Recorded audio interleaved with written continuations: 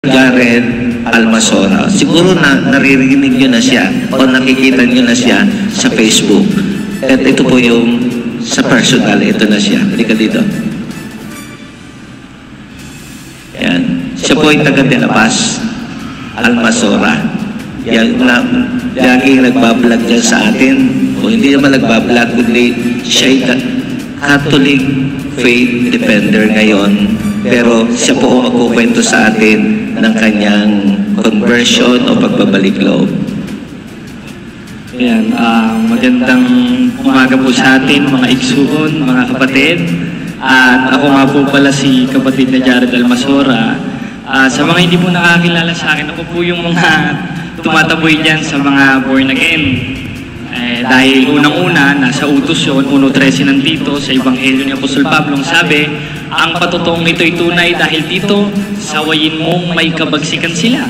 Kaya pag may nakita talaga ako na ibang pananampalataya, inaakay yung mga kapatid nating Katoliko, talagang sinasaway natin. Dahil unang-una, yun lang naman po ang alam kong gawang mabuti. Pag hindi ko ginawa yun, magkakasala ko. Basahin natin yung 4.17 ng Santiago, ang sabi, sa nangakakaalam ng paggawa ng mabuti, ngunit hindi ginagawa, ito'y kasalanan sa kanya. Ang alam ko lang naman kung gawang mabuti pagdating sa pananampalataya, yung pumuna, yung makipagbaka. Bakit? 3.15 ng unang Timoteo, ngunit kung ako'y magluwat ng mahabang panahon, ay upang maalaman mo na kung paano sa mga tao na dapat ugaliin. Saan? Doon sa bahay ng Diyos. At isa sa physical evidences at biblical evidences na yung tunay na bahay o simbahan ng Diyos, 3 ng ikalawang kronika, may larawan.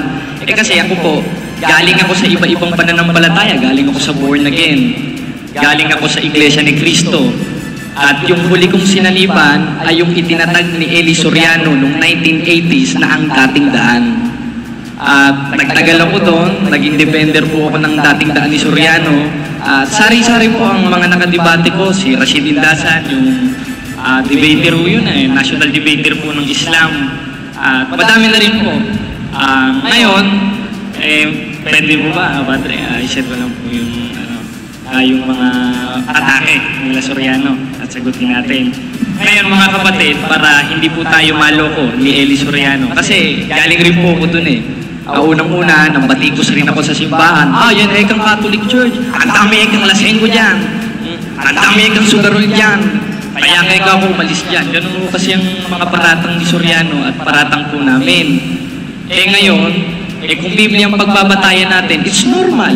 Dahil sabi sa 7.20 ng Ecclesiastes, tunay na walang matwid sa lupa na gumagawa ng mabuti at dili nagkakasala. Therefore, hindi tayo perfecto. Talagang literal na nagkakasala tayo. Dahil pag sinabi natin tayo walang kasalanan, sabi sa 1.8 ng unang 1, ay dinadaya natin ang ating sarili. Kaya mayroong mga reliyon nagsasabi, ang lilinis nila ayoko ikaw dyan sa Katoliko, marami kang lasenggo. Ibig sabihin, ikaw na mismo nagsabi sa sarili mo na wala ka sa katotohanan. Dahil yung katotohanan, 7.20 ng Ecclesiastes, kahit gumagawa ka ng mabuti, pagkakasala ka. At yan ang nakita ko sa Iglesia Katolika. At patunay yun, natatag tayo ni Kristo. Bakit? Doon pa nga 2,000 years ago, doon sa 12 apostol, merong butas ngayon pa kaya? Mas malala ngayon dahil nasa panahong mapanganib tayo. Basahin natin ang ikalawang Timoteo 3.1. Paborito ni Soriano ito. Datapwat alamin mo ito sa mga huling araw ay darating ang panahong mapanganib. Sapagkat ang mga tao ay magiging maibigin sa kanilang sarili, maibigin sa salapi, mayapang, mapagmalaki, mapagtungayaw, masuwayin sa magulang, at naging isa na rin ako doon. Dahil hindi naman na tayo nagmamalinis at nagdadabog pa nga ako sa magulang ko noon, nung protestante pa ako. Ngayon, kaya ako nagawa yung pambabati ko sa Iglesia Katolika because that is a order.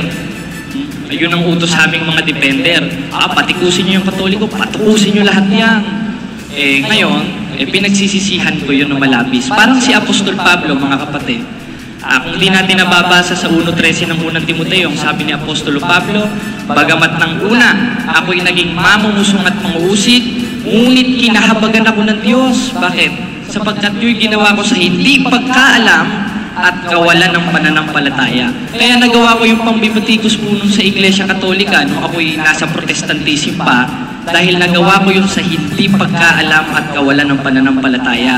Ngayon, naanib na ako, naliwanagan na ako simula nung dumayo po ako sa Tagbilaran. Dahil marami pong mga Catholic faith defender doon, sila Father Darwin Gitgano, sila Bro Paul Alima. Isa po sa nakalaban ko doon ay si Bro Paul Alima. Ang topic namin, patutunayan niya na si Maria ay ina ng Diyos, sumala sa Biblia. Ngayon, ang yabang ko no, at talagang, ito, lalampasuhin ko to si Bro Paul Alima. Ayun, nung nakalaban ko yung tunay na simbahan, na-proof niya na ang ating mahal na ina ay tinatawag talaga na ina ng Diyos. Bakit? Unang-una, yung nasa sinapupunan niya, gisin po ng Hebreo, yung katawang tao. At mababasa naman natin yon sa 1:14 ng Juan, nagkatawang tao ang berbo. At sa loob ng katawang tao na yon, na nasa sinapupunan ni Maria, may pagka-Diyos doon. Basahin natin ang sulat ni Apostolo Pablo sa 2:9 ng Kolosas. Sapagkat sa kanya nananahan ang likas na kalagayan ng pagka-Diyos nang siya'y maging tao. Kailan ba naging tao si Kristo? Nung nasa sinapupunan na si Maria, sabay ipinanganak ni Mary yun.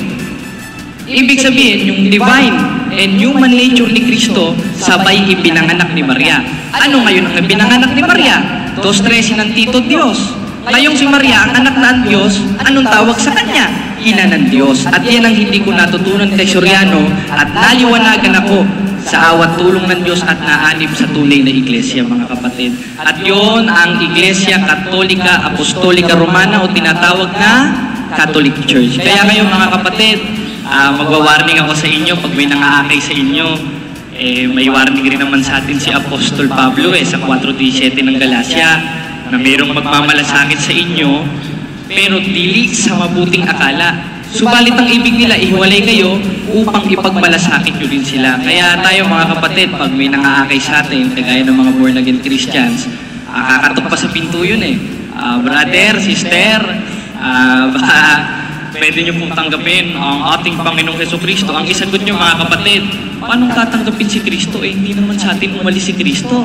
Dahil sabi sa 28:20 ng Mateo, si Kristo'y sumasa ating palagi hanggang sa katapusan ng panahon. Hindi pa naman katapusan ng panahon. Therefore, hindi pa sa atin umalis si Kristo. Ngayon, ba't mo patatanggap yung Kristo mo kung sa Catholic Church, dili naman umalis si Kristo? Bakit? Dahil tatag tayo ng Diyos. We are founded by Christ. At hindi matututulan niya ng lahat ng mga depensor, lahat ng mga debater, at kahit anong denomination niya, natatag lang ng tao. Katunayan, kahit basahin natin sa history, dahil recommended naman po ng Biblia yun, sa 8:8 ng Hope, ang sabi, read the book of history and see. At makikita natin sa lahat ng book of history, also in Broiler Encyclopedia Volume 8, the Catholic Church have a 120 persons 2,000 years ago, that society is founded by Christ. Ngayon, pag tinignan naman natin yung Church of History ng Iglesia ni Cristo, ang founder si Manalo. Ang dating daan, ang founder si Soriano. Ibig sabihin, tatag sila ng tao. Dahil iisa lang naman ang itinayog ni Cristo na simbahan, mga kapatid.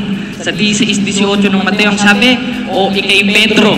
Si Pedro ang kausap. At si Pedro, yun ang ating unang papa sa Roma. At nagkaroon ng apostolic succession at ngayon kay Papa Francisco, kay Soriano. Pag tinignan natin ang kanyang ang historical background, Soriano, Perez, Teofilo Ora, hanggang sa Iglesia ni Cristo, hanggang nagsunod-sunod na, hanggang makarating kay Martin Luther. Si Martin Luther, iwalag po sa Katoliko yun. Kumbaga, hindi na kayo nalulugdon yun. Umurong na sa pananampalataya yun. Therefore, ang ninuno ni Soriano, si Martin Luther, at si Martin Luther, yung itiniwalag ng Iglesia Katolika na hindi na kinalulugdan. Gis 38 ng Hebreo. Kaya mga kapatid, huwag tayong sasama doon. Nandito naman ako, i-chat nyo ako pag mayroong mga nang-aakay sa inyo, kahit Iglesia ni Cristo, sa awa tulong ng Diyos, hanggat may bibig ako, hanggat may pa ako, pupuntahan ko yan, kahit sino pang mga protestante yan. At ngayon, sa awat tulong ng Diyos, nagbubunga ang ating pakikipagbata gaya ng nasa 2 Corinto 4 hanggang 5, 28, 19, 20 ng Mateo. At yun ay si kapatid na Mago, yung nagkakamera ngayon. Dati siyang INC at dati rin siyang MCGA ni Soriano. Ngayon, sa awat tulong ng Diyos, babalik na siya at tatanggapin niya na lang ang sakramento ng bautismo. At gayon din si kapatid na Jody. Bro Jody, tara nga dito. At ma-interview ka. Ayan. Yan po si kapatid na Jody. Ngayon, magpo-profession of faith siya at tatanggapin yung sakramento ng ng kumpisal. Ayan, dati po siya sa dating daan. Talagang active member po ito sa dating daan no bro? Kwento mo nga story mo. Magandang umaga po sa inyo lahat mga kapatid. Ako po si kapatid na Jody Salvador. Ang aking kwento po sa aking pananampalataya, nung ako po ay nasa MCGA pa, nakakailang po ng kapatid na Jody.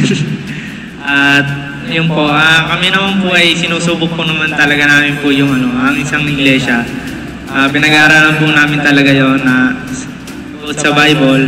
Naliwanagan po ako kasi sa tulong po at awa ng Panginoon na si kapatid na Jared, na ipaliwanag niya po sa akin na maayos ng iglesia na alibang ko po na ang MCGI ay itatag lang po ng tao na si Brother Eli Soriano. At ayun po, ngayon po magbabalik loob po ako ngayon dito po sa iglesia ng Diyos, sa Katoliko po ayun po. At sa Diyos.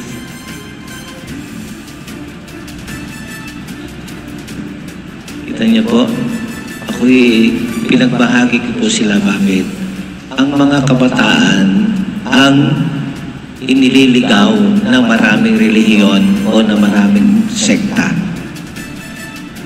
Kita niyo kung sila'y magsalita, like pa ako nagkukot sa Bible Ganyan po talaga sila sa ibang relihiyon o ibang sekta.